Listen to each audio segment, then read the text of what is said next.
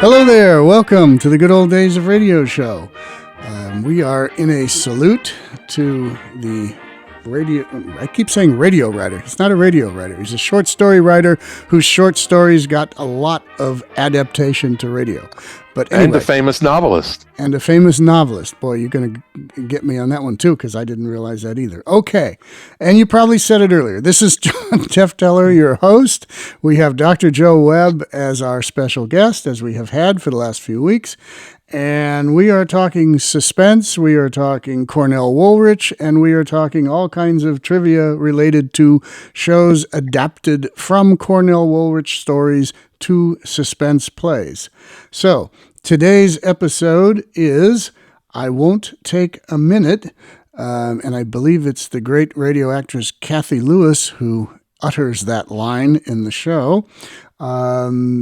It's very interesting. I liked this one. I thought it was one I hadn't heard before, and I thought it was pretty darn fun. Dr. Joe Webb, what can you tell us about it? The original story was in Detective Fiction Weekly in June 22nd, 1940 edition, and the original title was Finger of Doom, which some people may recognize as an escape title. And this episode stars Glenn Ford, or at least they intended it to be Glenn Ford. And this is from the 1946, February 21, Indianapolis Star. Sometimes the calamities that happen during the broadcast of suspense cause more suspense for the participants than the listeners. Now, last time we were together, I mentioned that suspense was planned 6 to 8 weeks in advance. But they always had a backup plan because they were using guest stars who were on movie sets, and sometimes there could be a problem, them not being in Los Angeles for the broadcast due to nothing that they did on their own, just by accident of scheduling. And the movie schedules always had precedence over the guest stars. So continuing, the program Glenn Ford was to appear on seemed doomed from the start, a few hours before airtime. So airtime, they're being a little generous there. It was actually much before that because they would start rehearsing around noon or 1 o'clock. A few hours before airtime, Ford couldn't get away from his movie set in time, so Lee Bowman was called in to substitute at the last minute. All right, so that's one thing. They couldn't get the main actor, so they got Lee Bowman. Lee Bowman really liked acting on radio.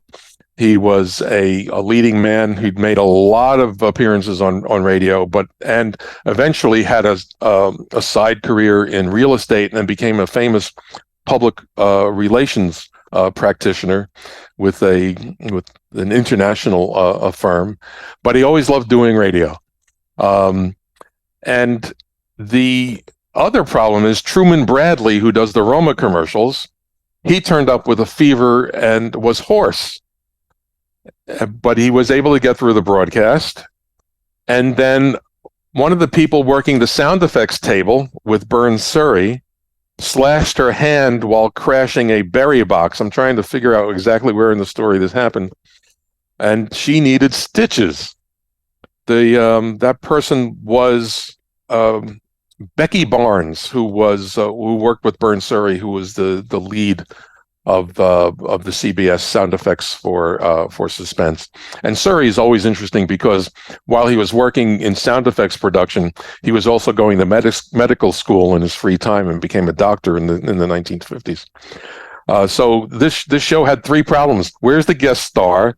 Our announcer can't announce, and our sound effects person needs stitches because of what the effect that they were trying to produce.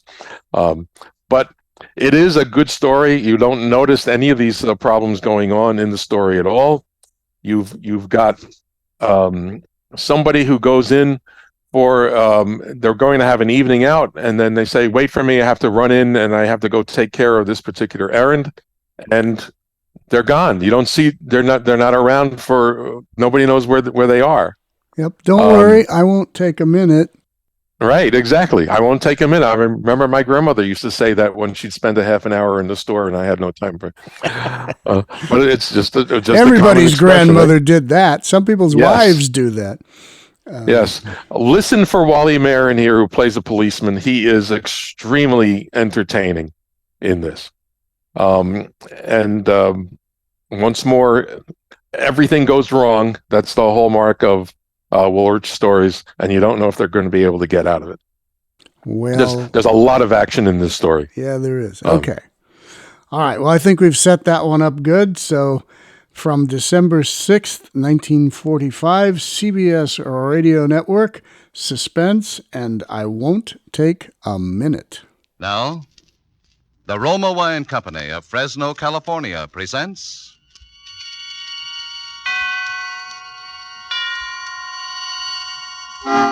Suspense.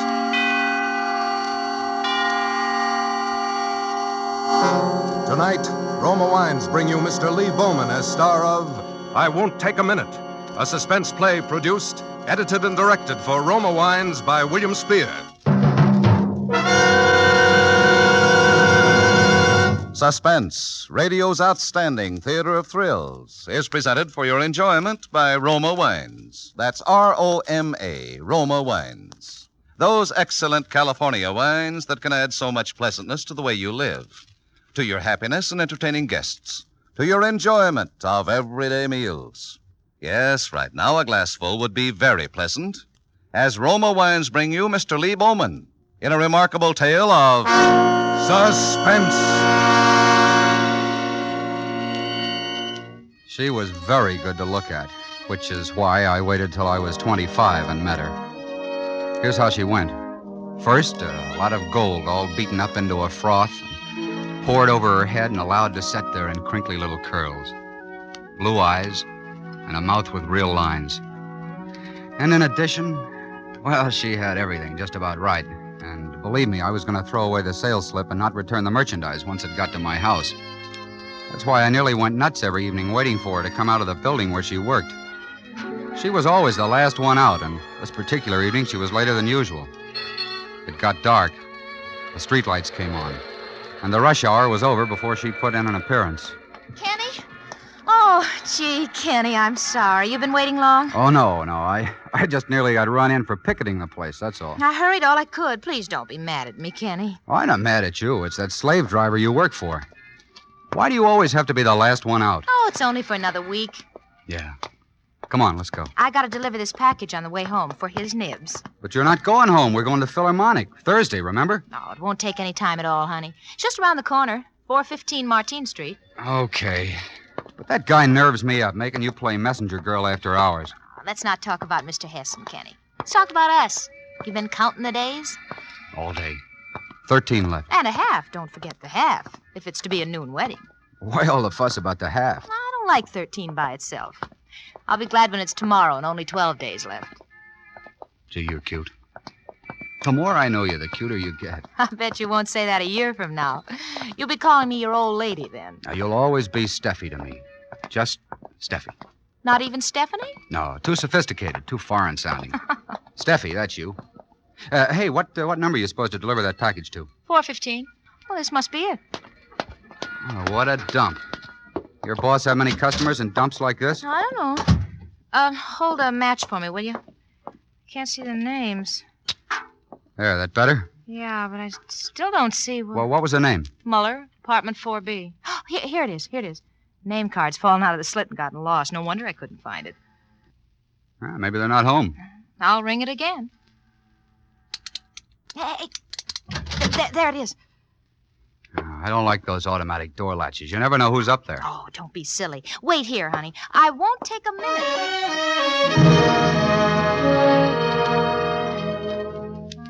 I never timed a cigarette. I suppose they take around 5 minutes. This one seemed to take longer, but then, look who I was waiting for. I punched it out with my foot and lit another. I thought, won't take a minute. Yeah, I might have known it. I thought, what's she doing, staying to tea up there? I counted my change just to give myself something to do. I took off my hat and looked at it like I'd never seen it before. 5 cigarettes later, she still hadn't come back.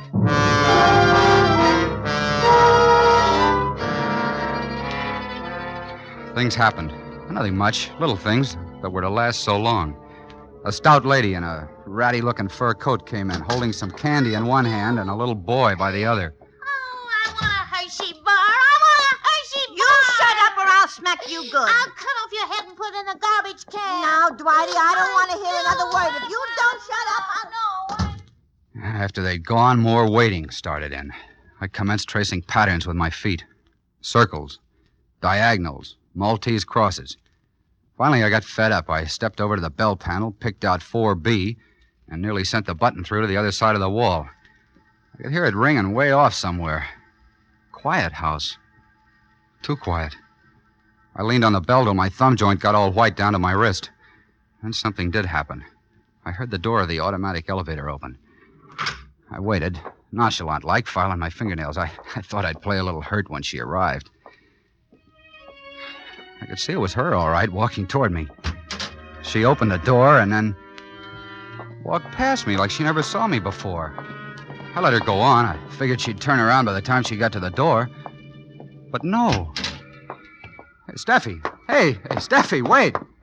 Steffi. Hey, Steffi, what's the big... I beg your pardon. Oh, I thought you were... I mean, you're dressed I just would like... advise you to be sure to whom you are talking before you go to grab a strange girl by the coat. Oh, no kidding. You look a lot like her, even the clothes. That little tam and the red shoes. Really, I don't find this amusing. Oh, okay, sister. Pardon me for living. Next time, make sure it's one of the girls that live here. It was a shock. I didn't like the looks of the place from the beginning. Up to then, I was just sore. Now I began to get scared. Maybe there's some guy up there trying to get funny with her, I thought. I better get up there fast and find out what this is. So I laid my hand flat over all the bells in the place so somebody'd open up.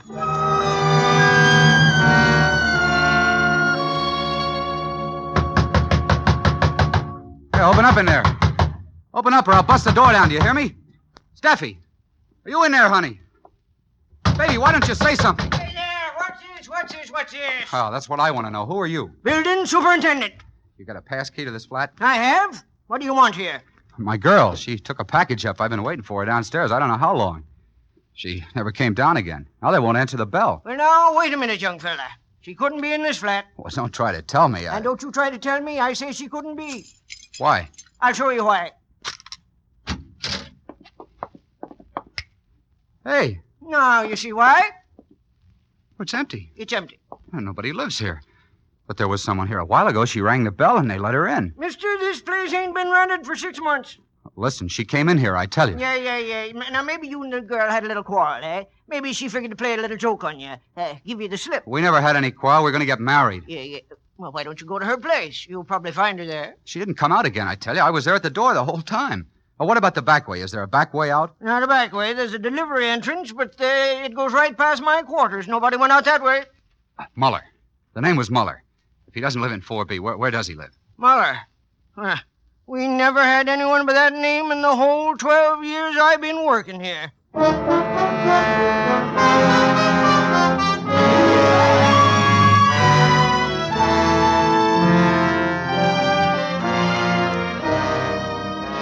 For suspense, Roma Wines are bringing you as star Mr. Lee Bowman in I Won't Take a Minute. Roma Wines' presentation tonight in radio's outstanding theater of thrills, Suspense.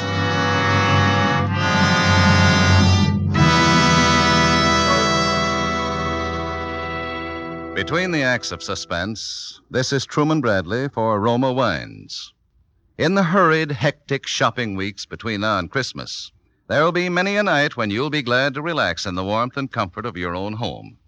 And what more delightful way to enjoy a quiet, restful evening than with a glass full of Roma, California Muscatel, and nuts or cake? You'll thoroughly enjoy this magnificent Roma wine, so tempting with the distinctive fragrance of the world-famous Muscat grape, with its rich, mellow sweetness, its glowing golden fire. Roma Muscatel is delightful with desserts, too. Famed hostess Elsa Maxwell says, Roma Muscatel is a sure-to-please, easy-to-serve entertainment wine when guests drop in. Like all Roma wines, Roma Muscatel is a true wine, crushed from selected grapes, unhurriedly guided to taste perfection by age-old winemaking skill.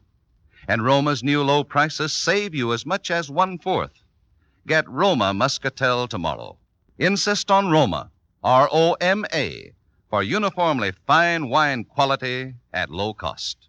That's why more Americans enjoy Roma than any other wine. And now, Roma Wines bring back to our Hollywood soundstage Lee Bowman as Kenny in Cornell Woolrich's story of a vanishing lady, I Won't Take a Minute, a play well calculated to keep you in suspense.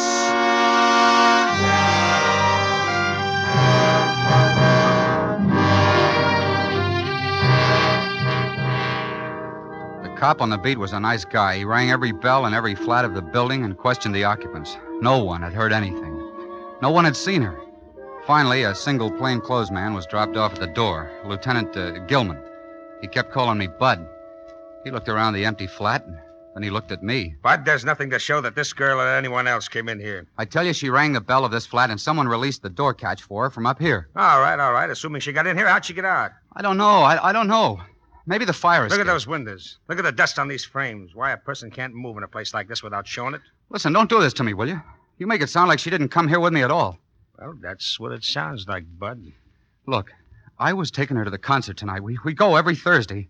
Here's our tickets. I think we'd better build this thing from the ground up and see what we got. Now, what was this girl's name? Stephanie.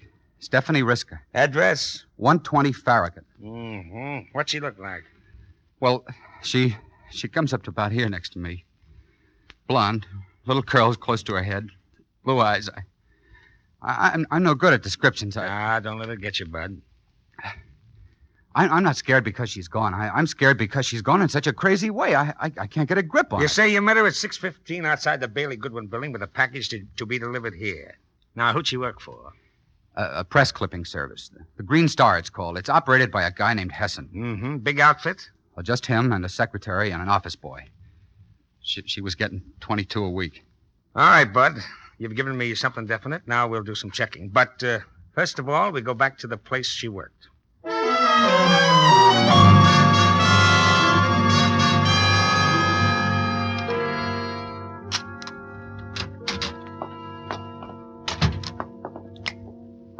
Phew.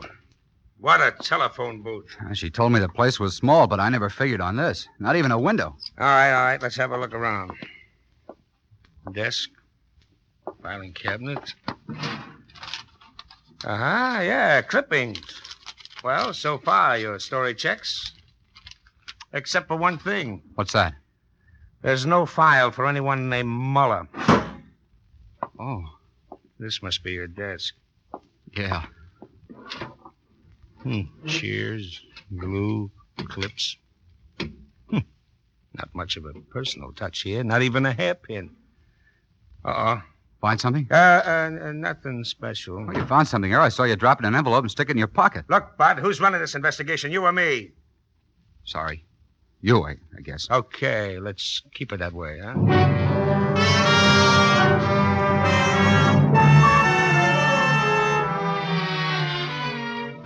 Our next stop was one of those bungalow-type places in the outskirts. That was where Hessen lived, that guy she worked for. Oh, good evening. Good evening. You, Mr. Hessen? That's right. I'm from police headquarters. May I come in? Why, certainly.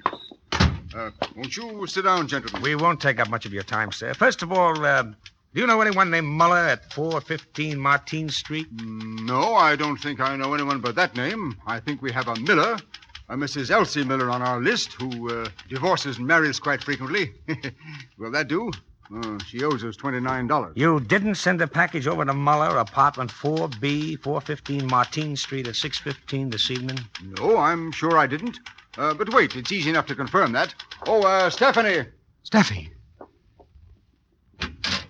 Did you call me, Mr. Hessen? Yes, my dear. This is my assistant, gentleman, Miss Stephanie Riska. That isn't Steffi. He's calling somebody else by her name. My dear I don't young understand. man. She came out of that building while I was waiting. I spoke to her. We'll discuss that later, Bud.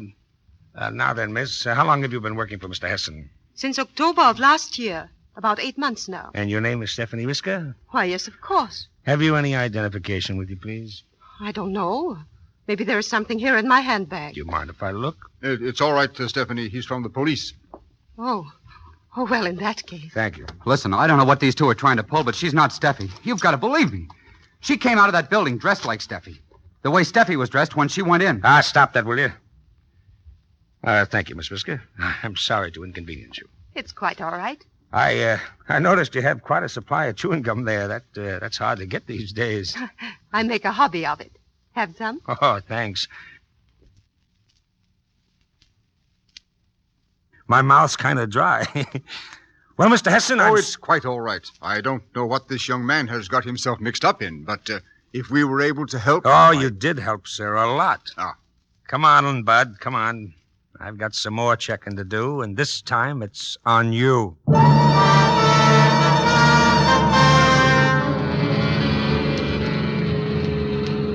Okay, now, Bud starts talking. Come on, spill it. What's your pitch? I told you the truth. That girl wasn't Steffi. I never saw her before. Was the man Hessen? Well, you look just like him. This girl of yours, what kind of gum did she chew? She didn't chew gum. She hated it. You asked me what it was I picked up back in that office. Well, here's what it was. A wad of gum stuck under the edge of the desk. That girl back there at Hessen's place belongs in that office, Bud.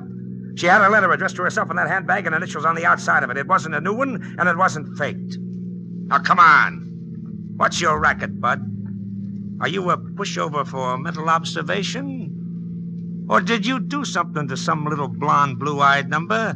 And now you're trying to pass a buck before we even found out about it. I don't know. Maybe I am nuts. Things like this... Well, things like this just don't happen. They can't. One minute she walks into a you building... haven't produced a single person all evening long that actually laid eyes on this girl of yours. Where's her folks? Where'd she come from?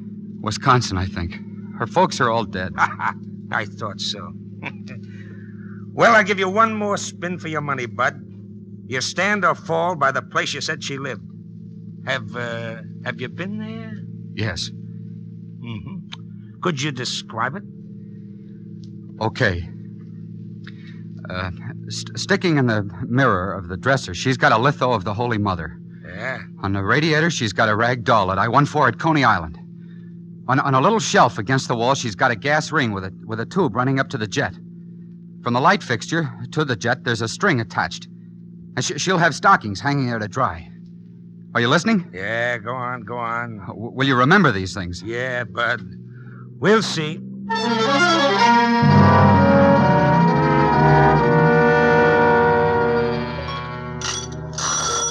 Now listen, Bud. Get this straight.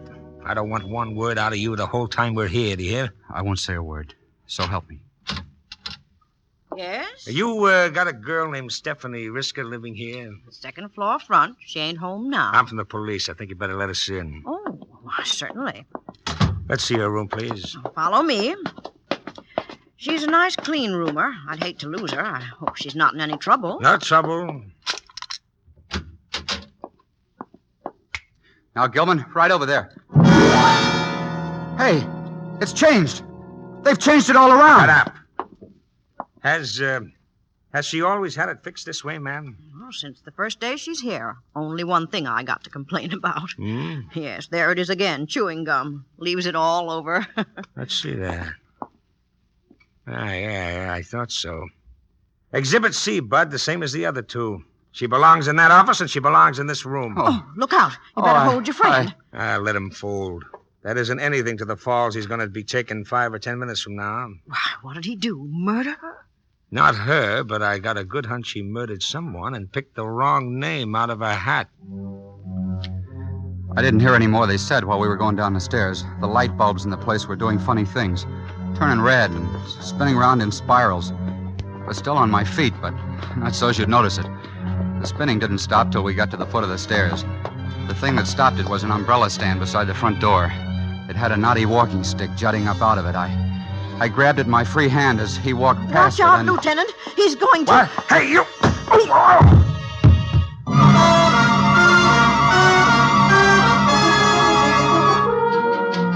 I didn't stop to investigate whether I'd killed him or only knocked him out. I was a block down the street before the landlady could open her mouth to scream. I made for the Martine Street flat. That was instinctive. The place I'd last seen her, calling me back. When I got there, I ganged up on the janitor's bell and waited 1,000 years. Hello, it's you again. What is it? Didn't you find her yet? What happened to that detective fella that was with you? He sent me back to take another look. You don't have to come up. Just give me the pass key. Yeah, all right, son. Come on in.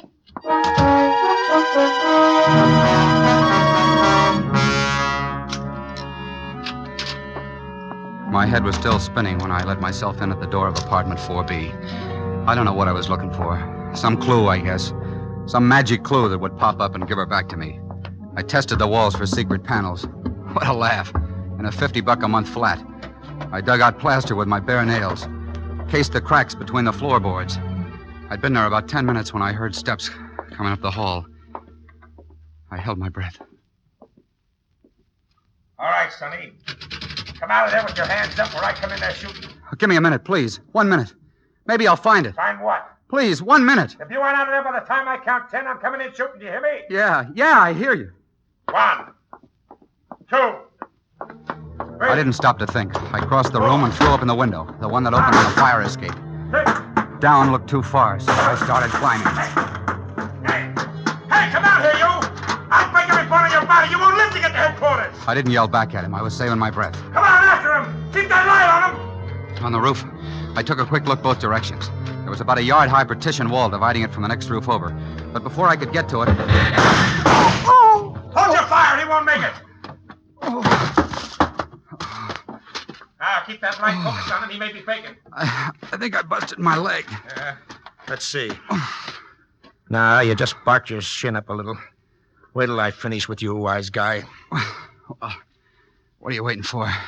Go ahead. You promised me a beating. Go ahead. Don't you worry. Hey, where did that come from? What? That package there beside you. Package? Package. That's it. The package she took inside with her. Hold that light steady. What's in it? What is it? Newspapers. It's a dummy. Look, those papers. They've had stuff clipped out of them. That proves they came from Hessen's clipping agency. Well, doesn't it? Someone did bring a package here tonight, Bud. Oh, what a sop I've been. I've been thinking about that room. She was never in that room. I was right about that. They must have grabbed her in the hall, taken her straight up here to the roof through the skylight. But why? I don't know why. Maybe that steel-plated landlady knows, and if she does, she's going to talk and talk fast.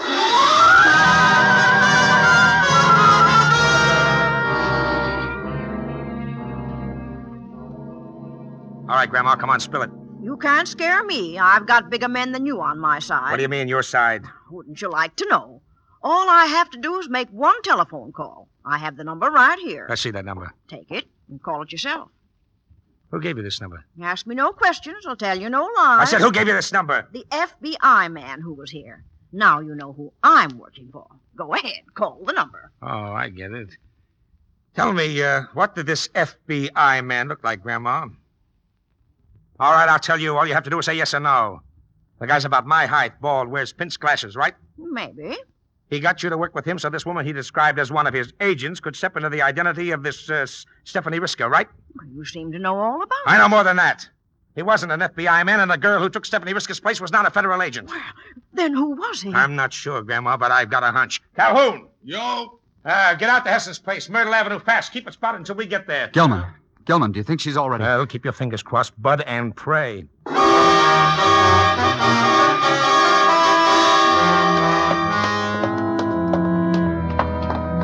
Where are they? I told him to keep this house covered. Gone. Nobody here. Yeah. Hey, douse that light, douse it. Stand back against the wall. Somebody's coming. Gilman, you in here? Calhoun, what's the big idea? I told you to keep this place spotted. Now they're gone. Oh, I tailed them. They piled into a car, locked up the house, and lit. Where to? Pier 7, North River. They got in some kind of a fuzzy tramp steamer and it shoved off in less than a quarter of an hour. I tried to reach it. Was the other girl with them? No, 2 men and a stringy blonde they call Auger. That's all. Too late. We're too late. Well, we can pull them off at quarantine, and I'll make them talk. Come on, let's get out of here and get some air. Stinks, don't it? Yeah, smells like they'd had the place fumigated or something. Hey. What's the matter? That smell. That's gasoline. Gasoline? I hear something. A clock or... The basement. Come on. Yeah, she's down here all right. Go back upstairs, kid. I'll bring her up. Tell me now. Don't wait till you get her. Yeah, she's alive. Now go on, take her out of here. Don't you hear that ticking? I better wet that bomb. Come back here, Calhoun. You'll never make it. That bomb will blow you up.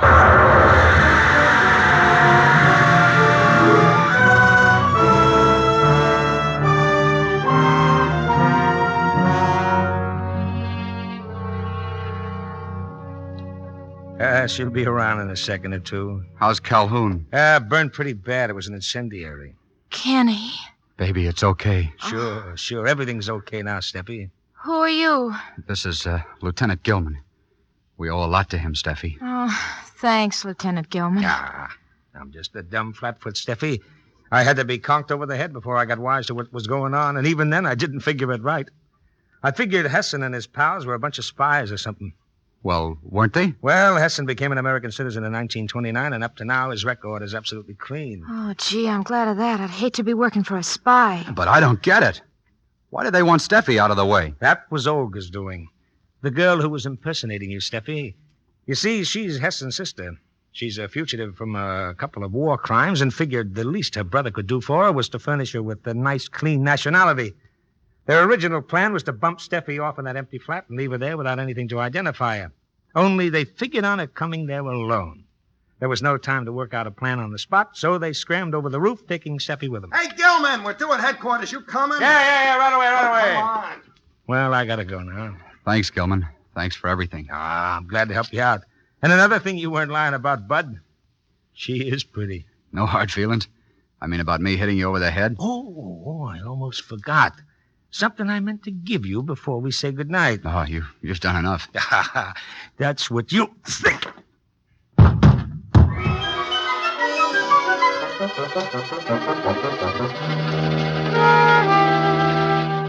It was a while before I knew what hit me. It felt like a cement mixer. When my head cleared, Steffi and I had changed roles. She was the one bending over me. Annie said to tell you no hard feelings, but when anyone socks Dick Gilman with a walking stick, they get socked back, even if they're the best of friends. He said that, did he? Does it still hurt? I'm still seeing stars. Oh, gee, Kenny, I'm sorry. Oh, I don't care. I'm seeing you, too. Listen, it's midnight. Yeah, only 12 days to the wedding now, baby. We licked the 13th.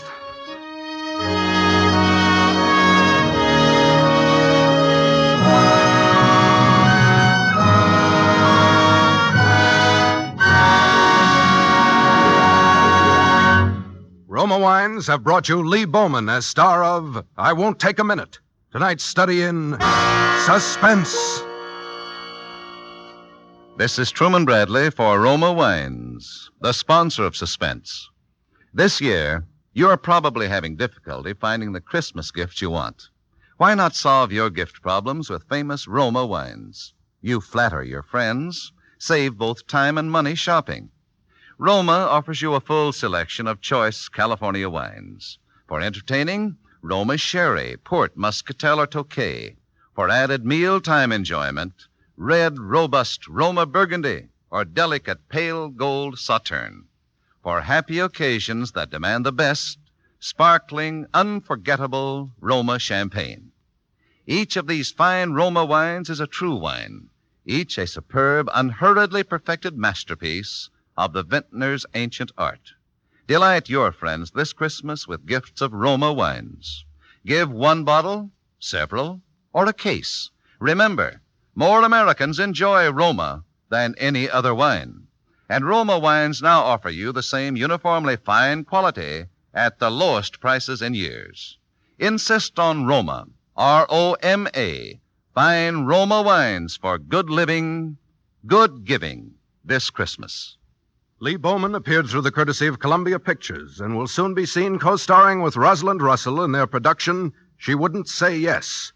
Next Thursday, same time, Roma Wines will bring you Mr. Robert Taylor as star of Suspense, radio's outstanding theater of thrills. Presented by Roma Wines, R-O-M-A, made in California for enjoyment throughout the world.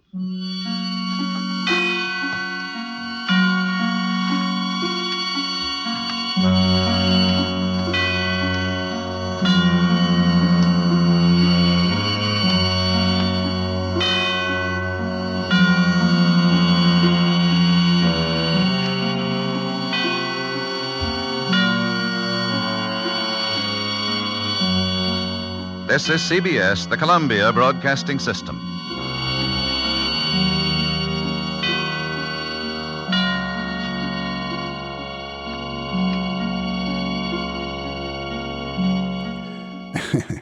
All right. Now you get it. Now you get it. Yeah. Interesting. Interesting story. As I said at the beginning, I really liked that one, and I liked the performances on that. And you're right, Wally Mayer shines as always in that story. Since you asked the question who Lee Bowman is, if you go into the show notes, we have a link to Lee Bowman's page. He had a very, very diverse career in acting, in films, in television, and he loved being on radio. And then he had a larger career in real estate and public relations. Just one thing I want to mention. At the beginning, we mentioned that the original title was Finger of Doom, and that the show was also done on Escape. This particular adaptation was done by Bob Tallman, who did a lot of the Sam Spade scripting. But the Escape episode was a totally different adaptation by John Dunkel, who's a famous radio writer, and under Norman Macdonald, who was the producer of Suspense. Norman Macdonald, who was the producer of Escape. He would produce Suspense a little while later, and especially Gunsmoke. Gunsmoke, yes. We're throwing that in there for those who are paying attention. Or are not paying attention. Because we know they put it in the comments section. They will. They will. Which is fine. I'm glad people listen. I'm glad people get nitpicky with us. And I always find the comments interesting. So if you have comments on all these facts and trivia and things that Dr. Joe Webb and I are saying on this show, go ahead, leave them. One of us will answer you, probably me, but one of us will answer you. And it's always good to know that there's people out there paying attention, so that if we do goof up or if we say something that isn't quite along the lines of the reality, which we try not to do, but sometimes it happens, then just let me know. And I'll be happy to correct it. Maybe. We'll see. In the meantime. All right. Anything else about this one? No, but next week is a little different story because it sets the stage for police procedurals on radio in a way that no one ever expected. Yes, and if you don't know what ballistics are, we'll keep you in suspense until next week when it gets explained to you in great detail.